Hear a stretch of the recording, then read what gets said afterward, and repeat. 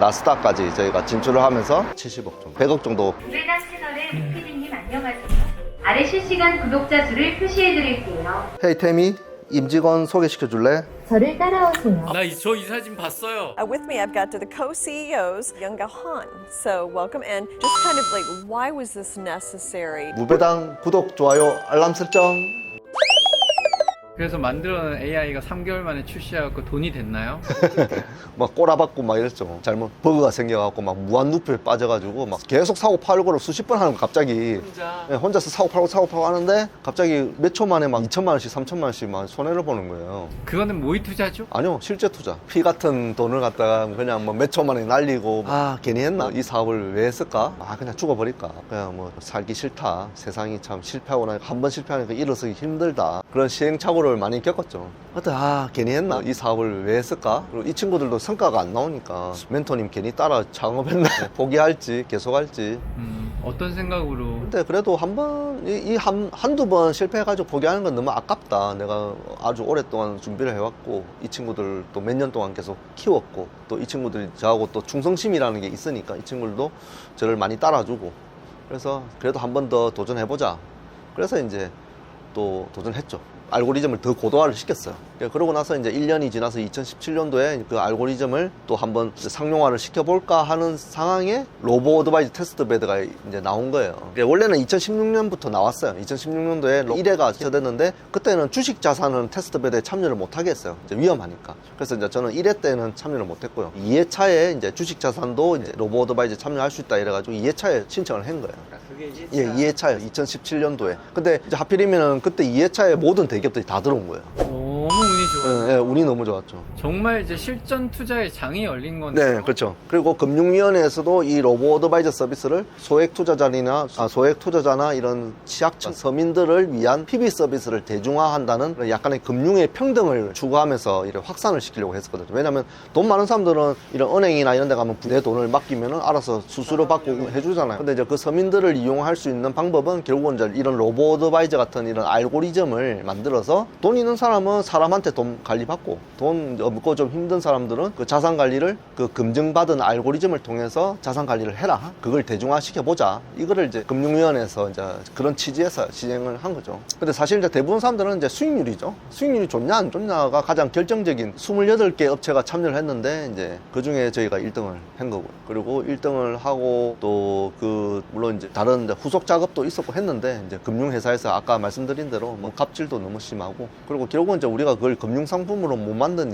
이유는 그거예요. 우리가 테스트 했을 때는 1,000만 원 정도밖에 안 했거든요. 왜냐면 그 금융위원회에서 한 그 테스트 베드는 금액을 많이 하는 게 아니고 보통 1,000만 원, 2,000만 원, 뭐 3,000만 원, 뭐 그 정도 선에서 대기업들도 다 테스트를 해요. 근데 그런 실전 투자를 3,000만 원, 1,000만 원 가지고 했던 수익률이 과연 나중에 금융회사를 만들거나 펀드를 만들어서 투자자한테 1,000억, 2,000억씩 이렇게 운영을 했을 경우에 과연 그 16%라는 수익이 낼 수 있을까? 그거는 저희도 모르잖아. 왜냐면 저희는 그냥 1,000만 원짜리 테스트를 통과했을 뿐이니까. 그래서 돈이 많이 몰렸을 때 투자에 대한 성능이나 수익률이 보장되지 않는다는. 그래서 어찌 보면 저도 솔직하게 말씀드리면 거기에 대한 자신이 없었어요. 금융 서비스를 출시를 해서 투자자를 많이 모은다는 게 되게 리스크가 있다. 그냥 우리가 물론 애써 만들었지만 이게 소비자들한테 수익률을 안정적으로 제공하지 못하면 결국은 이거는 금방 소멸해버리는 아이템이 되겠다. 그런 생각이 들더라고요. 그래서 이거는 한국에서 테스트를 받았지만 세계 시장에서 한번 검증을 받아볼 필요가 있겠다. 그래서 해외에 진출을 하게 됐죠. 돈이 되는 걸 먼저 추구해야지, 검증을 5년 동안 받는다고 기다린다는 게 일반적이지는 않잖아요. 맞죠. 힘들죠.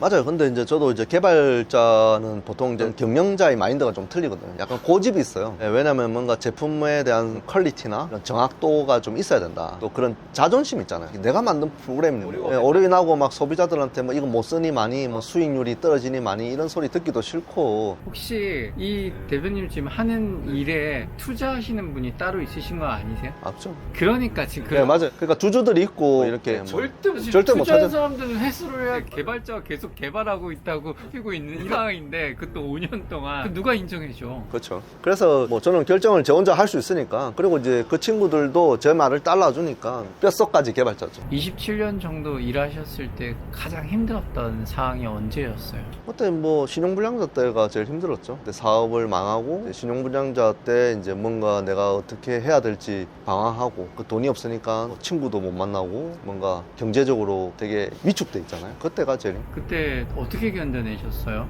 처음에는 힘들었는데 나중에는 그냥 빚은 빚일 뿐이다, 숫자일 뿐이다, 마음을 그냥 마인드를 바꿨어요. 그 쉽지 않았잖아요. 쉽지 않죠. 근데 뭐 내가 걱정을 한다고 해서 돈이 갑자기 뚝딱 떨어지는 건 아니니까. 근데 부모님한테 도와달라고 하고 주변에 좀 하고 이럴 수 있었잖아요. 그렇죠. 근데 그게 구차해 보이잖아요. 제가 예전에 그래도 좀 잘 나가는 사람인데 갑자기 돈 빌리러 돈 달라고 하고 그러기에는 너무나 좀 치졸해 보이기도 하고 제 자존심에 허락을 못했죠. 그래서 그냥 제가 그냥 순수하게 버텨야 된다. 내가 갚아야 되고 내가 잘못했으니까 내가 신용불량자를 내 혼자서 탈피를 해야 되겠다. 뭐 그런 생각을 많이 했죠. 그때 나이가? 27살, 36살 때 졸업을 했죠. 신용불량자. 그러면 신용불량자 기간만? 8년. 아니 그 보통 그게 멘탈이 지켜져요? 근데 뭐 그동안 할 건 다 했어요. 또 취업도 하고 결혼도 하고. 하지만 통장에서 계속 차압이 되는. 예, 자 근데 뭐 없으면 없는 대로 살고요. 뭐 하루에 10,000원 가지고 산 적도 많이 있고요. 10,000원 이하로도. 저는 또 담배도 술도 뭐 많이 안 마시거든요. 그게 또 그 상황이 되니까 사라지더라고요. 이해가 안 되는. 아니, 근데 그렇게 그 상황에서 자살하지 않으면 그렇게 살아야죠. 맞잖아요. 내가 돈이 없고 빚이 적고 매월 내가 빚을 갚아야 되는데 내가 아무것도 안 하면 결국은 또 못 갚는 거고 계속 우울한 채로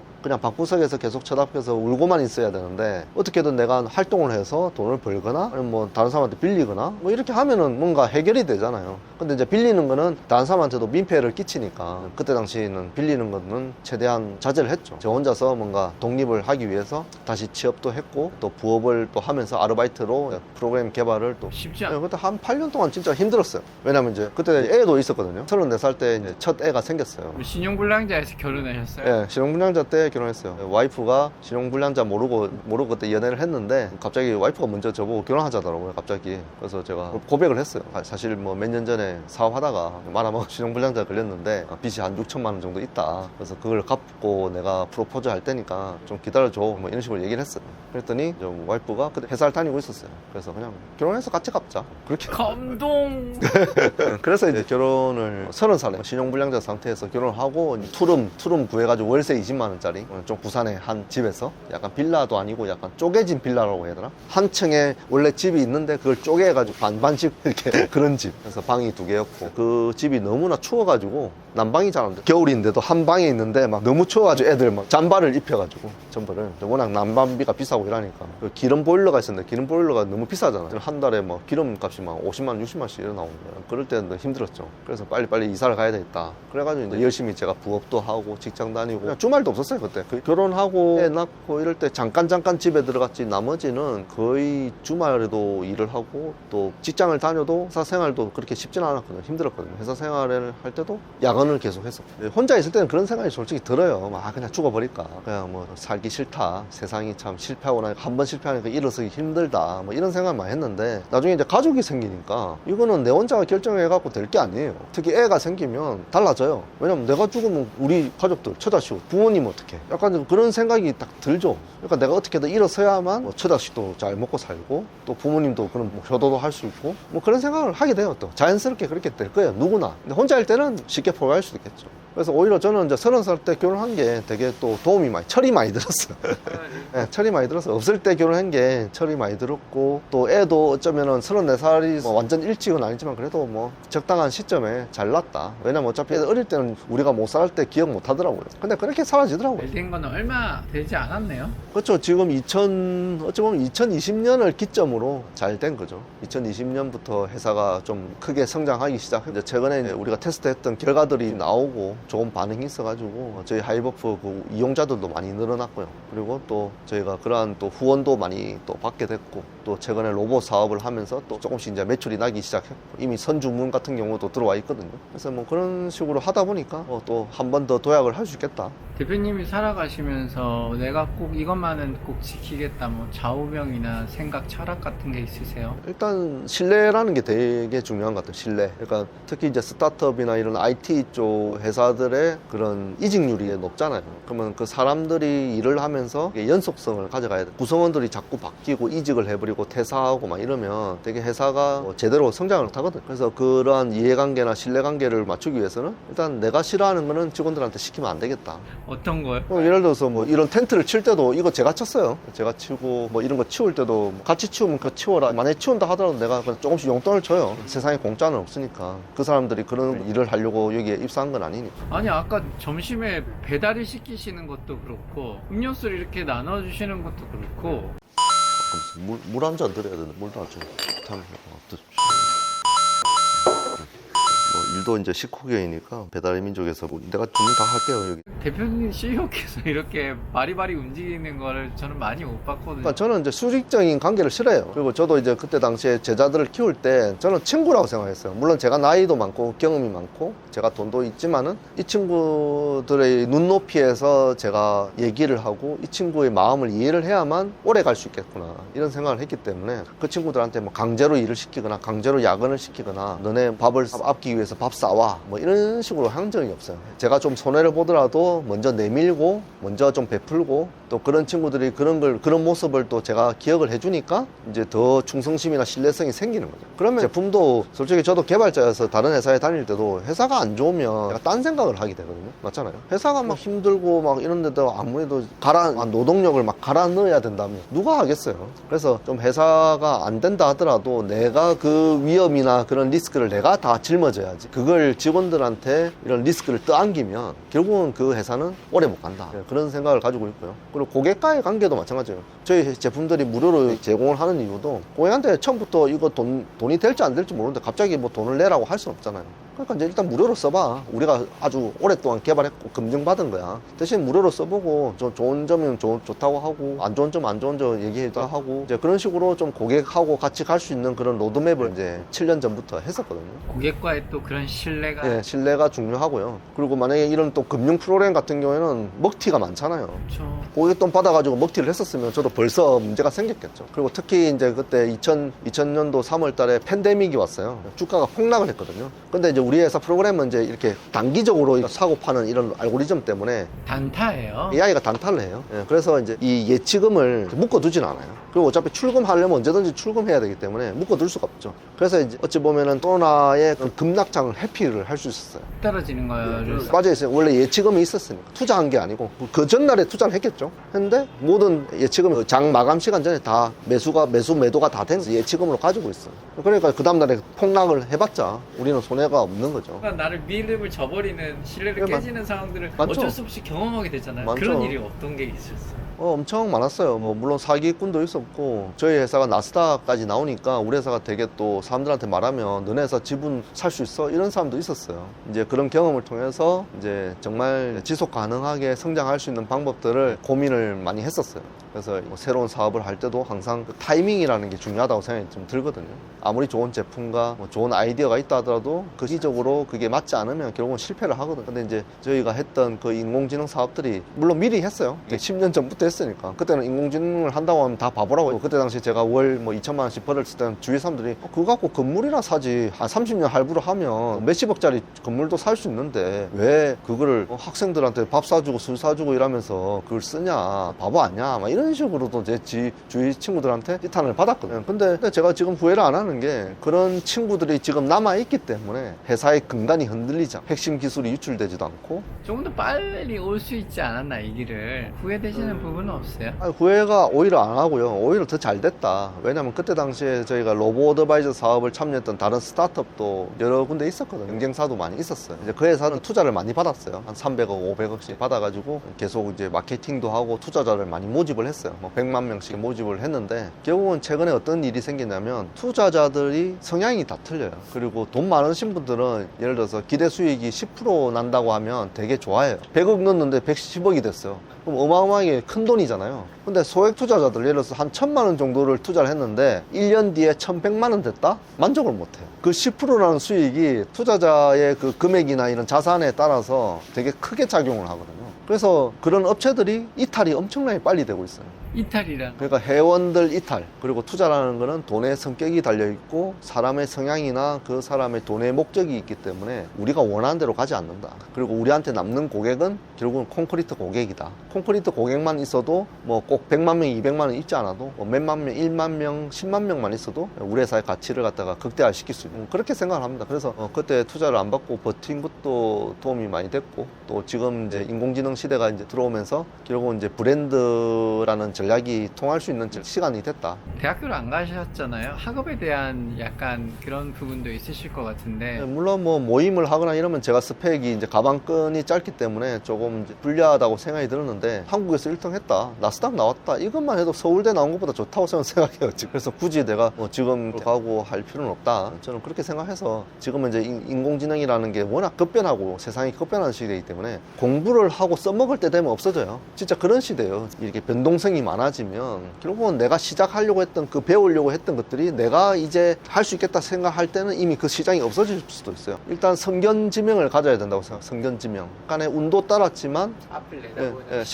10년 전에 그냥 제가 꿈꾸었던 그 인공지능 시대를 지금 10년 후에 실현이 되고 있다. 그게 일단 맞았다고 저는 생각하고요. 그 다음에 코로나를 예측을 못했죠. 코로나가 어떻게 예측하겠어요. 근데 저는 2017년도에 그 제자들하고 보안 프로그램이나 블록체인 그 스토리지 프로그램이 왜 만들었냐면 앞으로 기후위기가 올 것이다. 그래서 사람들이 집에서 일하는 시간이 많아질 거야. 그래서 우리는 회사의 업무를 집에 가져와서 재택근무할 때 우리가 필요한 솔루션들을 우리가 미리 만들어 보자. 그게 2017년도에 저희가 그 프로그램을 만든 이유이긴 하거든요. 근데 그게 얼떨결에 코로나가 터져서 이제 그 세상이 온 거예요. 3년 뒤에. 그래서 어찌 보면 그게 제가 성견지명이 있다는 게 아니라 데이터죠. 기후위기라는 데이터가 있었고 그 데이터를 통해서 우리나라나 외국의 어떤 여러 가지 환경적인 변화 요소가 자꾸 된다, 뭐 이런 게 있었는데 그거를 사업으로 연계시킬 방법은 뭐 쉽게 생각할 수는 없잖아요. 근데 이제 저는 이제 좀 약간 멀리 보고 하는 스타일이에요. 물론 너무 멀리 봐서 이제 좀 실패하는 것도 있었지만, 저번에 청첩장 모바일 청첩장 그런 것도 있었지만, 근데 그게 뭐 실패를 하더라도 뭐 한 번쯤은 시도해 볼 만하다. 의미가 있다. 예, 그리고 소프트웨어라는 게 물론 제 인건비와 이런 것도 있지만 공장이 아니잖아요. 원가가 안 들어가고 뭐 이런 생산할 수 있는 시설이 필요 없고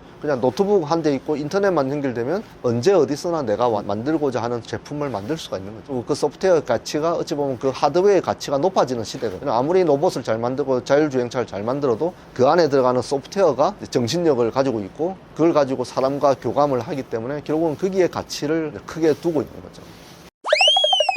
대표님 지금 여기는 회의실 아닌가요? 네, 실인데 제 자리는 그냥 회의실에서 일을 하고 있습니다. 대표님 자리 별 따로 없으세요? 네, 부산에 사무실에는 제 전용 자리가 있는데 서울에는 뭐 아직 요 펜트하우스가 좀 작아요. 그래서 업무 공간이 작다 보니까 직원들 위주로 세팅을 하고요. 제 자리는 이렇게 회의실에서 하거나 아니면 아까 말씀 나눴던 5층 거기서 이제 미팅을 하려고 이제 모이는 경우가 많기 때문에. 아 진짜요? 네. 아니 대표실도 없고 우리 대표가 비서도 없으시고 아니 괜찮아요. 저는 요즘 또 휴대폰으로 뭐 결제도 다 되거든요. 그래서 뭐 이동 중에서도 하고 뭐 수시로 일을 하는 거죠. 제가 뭐 꼭 정해진 시간과 정해진 장소에서 일을 할 필요는 없잖아요. 회사를 운영하다 보면 직원들의 월급 날짜가 너무 빨리 오지 않아요? 그렇죠. 맞죠. 그런 거에 대한 압박이 좀 심하셨을 것 같은데 그렇죠. 물론 뭐 자금이 많이 없을 때는 제가 제자들의 급여를 많이 못 줬죠. 못 주고 그 친구들이 좀 성장할 때까지 제가 교육을 시키고 했던 때는 이제 제가 그때 유지 보수료를 받았던 대부분의 금액을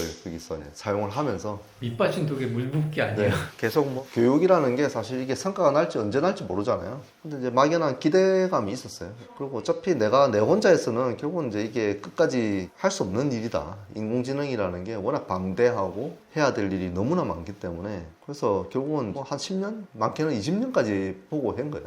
그래서 창업했을 때 당시에 이제 물론 돈이 없기 때문에 뭐 사람들을 많이 못 썼죠. 그래서 직원도 없었고 그냥 그 창립 멤버 그 제자들 4명 그때 처음에는 돈을 제가 뭐 많이 못 줬어요. 근데 이제 최근에 인공지능이 또 뜨기 시작해서 또 인공지능으로 또 매출이 또 생기는 거죠. 지금 또 하이버프에 네, 하이버프로. 가는 네, 거군요. 가는 거. 하이버프는 지금 구독자 수익을 발생하는 건가요? 그렇죠. 지금 이제 무료 서비스를 저희가 거의 한 7년 정도를 했거든요. 7년 정도 하면서 저희가 그 무료 체험 고객들이 이용하는 이제 서비스로 좀 인정을 좀 많이 받고요. 그리고 그 사람들이 투자를 했을 때 수익금도 가져가고 투자할 수 있는 그런 운용금도 언제든지 회수할 수 있기 때문에 AI가 그런 단기적인 차익 거래를 하고 또 자금을 갖다 탄력적으로 운영할 수 있는 장점이 있는 거죠. 7년을 7년 무료로 했어요. 지금도 무료로 하고 있어요. 그러니까 이용자별로 7년을 이용할 수 있는 게 아니라 이용자가 들어와서 한 2년 정도를 무료로 쓸 수가 있어요. 회사에서 이제 구매해서 쓰는 경우도 있고 개인 사업자도 쓸 수도 있고 그렇게 해서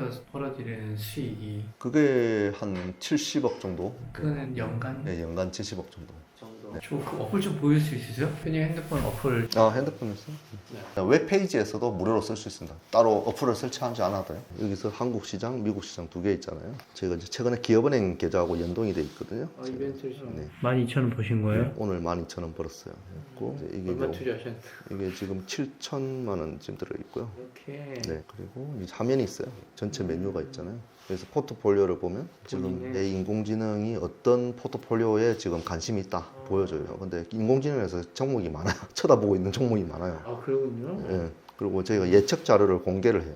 인공지능이 어떻게 분석해서 예측을 지금 하고 있다. 자기가 투자 운용금을 뭐 100만 원도 되고 10만 원도 최소 10만 원부터 되고 10만 원 입금을 하면 이제 내 하이브 잔고에 연동이 돼서 바로 보여져요. 네. 그리고 인공지능을 설정을 하는 화면이 있어요. 인공지능 설정하는 게 뭐 예를 들어서 나는 안전하게 운영할 거야. 아니냐 나는 공격적으로 운영할 거야. 성향. 예, 성향. 네네. 그리고 인공지능한테 돈을 맡겼는데 돈을 막 잃어버리면 안 되잖아요. 그래서 위험 감내 수준을 설정할 수 있는 기능이 있어요. 지금 이제는 이제 그게 네, 그게 메인으로 되고 그다음에 이제 로봇도 이제 저희가 새로 이제 진입을 하기 시작했죠. 한 4개월 전부터. Hey 태미, 네, 알겠습니다. 여기 진짜 맛있는 소금 끝까지 따라오면서 저희는 이제 한 가지만 가지고 하면은 좀 이제 이게 지속성이라든지 이런 게 많이 없을 수도 있기 때문에 계속 새로운 것들을 개발하고 있습니다. 저희 구독자들에게 나는 이렇게 하니까 이렇게 성공할 수 있었다. 이야기해 주실 만한 게 어떤 게 있으실까요? 뭐 제가 해드릴 수 있는 말은 장인 정신이 있어야 된다. 자꾸 이렇게 이슈가 되는 것만 하시는 분이 있어요. 그래서 뭐 부동산 잘 된다 하면 부동산 우르르 갔다가 갑자기 투자가 요즘 미국 투자 유행이더라. 미국 투자 우르르 가고. 그리고 요즘에는 뭐 탕후루가 유행이야. 탕후루 할래? 탕후루 가요. 그러니까 이게 전문성이 없이 이슈만 따라가시는 분들이 있어요. 근데 그런 분들이 성공하기가 힘들거든요. 왜냐면 정보가 이미 대중화가 됐다는 거예요. 왜냐면 내가 한다는 거는 누군가는 먼저 했다는 사람이 있다는 거거든요. 꼭지점에서 갈아타게 돼요. 투자도 마찬가지고. 남들이 다, 엔디비아 다 오르니까 사라 하는데 이미 다 올랐어요. 그래서 그때 들어가면 늦어요. 그런 정보에 너무 현혹되지 마시고요. 일단 제일 중요한 거는 내가 좋아하는 일을 해야 돼요. 내가 잘하는 일. 내가 이걸 하면은 무조건 먹고 살겠다. 이걸 하면은 내가 힘들지만 재미있다. 그리고 이걸 오래 할 수 있다. 쉽게 포기하는 게 아니라 내가 힘들더라도 버티더라도 이게 좋은 결과를 만들 수 있는 가능성이 높다는 일을 좀 더 오랫동안 하시는 게 좋고요. 그 다음에 두 번째는 혼자서는 절대 못해요.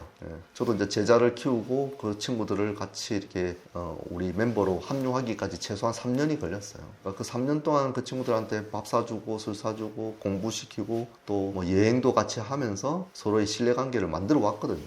그래서 그런 신뢰들이 쌓이면 사실 저 혼자 하는 일보다는 훨씬 더 빨리 할 수 있고 더 많이 할 수 있어요. 사람의 욕심도 어느 정도 있어야 되지만 결국은 그 상대방이 가지고 있는 욕심과 내 욕심이 좀 타협이 돼야 돼요. 그러니까 그런 타협이 될 수 있는 사람을 만나서 같이 하는 게 좋아요. 그리고 직원들을 대할 때 항상 수평적인 관계를 유지해야 된다. 자기 업무도 아닌데 다른 업무를 갖다 마구잡이로 시키고 그 사람의 어떤 기분이나 그 사람의 컨디션을 파악하지도 않고 이렇게 무리하게 일을 추진한다고 하면 결국은 그 사람이 힘들어하고 그 사람이 힘들어하면서 그 제품이 퀄리티가 떨어져요. 그러면 결국은 이제 회사가 또 천천히 망해가는 거죠. 그래서 이제 그런 것들을 미리 생각을 해서 대표라고 하면은 그런 직원들에 대해서도 관리를 잘 해야 되고요. 결국은 정도를 걸어야 된다. 정도라는 게 도덕적으로도 정도를 걸어야 되고 사업적으로도 정도를 걸어야 돼요. 이게 잘 된다고 해서 너무 무리하게 할 필요 없고 또 이게 안 된다고 해서 빨리 포기할 필요도 없어요. 그냥 적당하고 어느 정도의 내가 만족감을 가지면 또 적당하게 물러설 줄도 알아야 되고요. 그리고 내가 너무 빨리빨리 추진하다가 만약에 안 된다 하더라도 포기해버리면 모든 게 날아가 버리잖아요. 근데 그걸 가지고 끝까지 추진할 수 있는 끈기도 있어야 된다고 저는 생각합니다. 앞으로 진행하시는 프로젝트가 있으시다고요? 네, 저희가 이 로봇을 홍보를 좀 도울 수 있는 홍보 로봇을 지금 제작을 하고 있어요. 뭐 이렇게 이제 설렁탕 집이라면 이제 이런 이제 광고를 띄워놓고 소비자들한테 전달하는 거죠. 가격이 얼마인지, 포장이 되는지 안 되는지 컨텐츠를 만들어서 제공을 해주면 자영업자들이 이 홍보 로봇을 통해서 뭐 전단지를 돌리거나 고객을 유치하는데 좀 더 도움을 받지 않을까. 그래서 저희가 바우처를 지원해줘서 이제 무료로 이 로봇을 빌려 쓸 수 있게끔 저희가 준비를 하고 있습니다. 그러니까 소상공인들이 힘들어하는 그런 홍보를 로봇을 통해서 홍보를 도와주고 일정한 기간 동안 저희가 무료로 빌려줘서 이제 이 로봇을 통해서 이제 많은 고객들을 유치할 수 있게끔 네, 그렇게 하는 사업입니다. 네. 저희 무배당과 그 박관준 대표가 준비하고 있는 소상공인 살리기 프로젝트가 있는데 혹시 대표님들 거기에 참여하실 의사가 있으십니까? 네, 당연히 참여해야죠. 예, 지금 자영업자들이 많이 힘들지 않습니까? 알겠습니다. 그러면 의사 전달하고 다음번에 좋은 기획으로 프로젝트를 하나 만들어 보겠습니다. 네, 알겠습니다. 감사합니다.